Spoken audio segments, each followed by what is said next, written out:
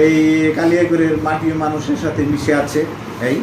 তো এই জন্যে আর ওনার ব্যাপারে আমরা সবাই কোনো মানে নেতিবাচক কোনো মন্তব্য বা নেতিবাচক কোনো কথাবার্তা এবং ওনার দীর্ঘ রাজনৈতিক ক্যারিয়ারে দুর্নীতির সাথে সম্পৃক্ত, মানে অবৈধ ধরেন যে কোনো কাজের সাথে সম্পৃক্ত, জমি দখলের সাথে সম্পৃক্ত, এই বিষয়গুলো কিন্তু আমরা মানে শুনি নাই কখনো, আমরা তো দেখি নাই, মানে শুনিও না।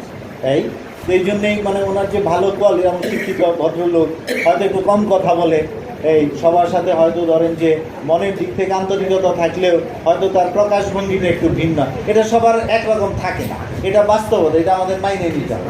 যেমন এই যে এখানে আমরা যে কয়জন আছি সবাই কিন্তু একরকম না, আমরা কিন্তু সবাই একরকম না। এটা হলো একরকম না হলেও অন্য জায়গায়, যেমন আমি ধরেন একজন আমার সাথে দেখা হইলে আমার সাথে হাত মিলায়, আবার অনেকে দেখা হলে ধরে হাতটা মিলায় না, পার্থক্য এইটাই, কিন্তু আন্তরিকতা কিন্তু আছে, খারাপ মানুষ কিন্তু না, তাই না?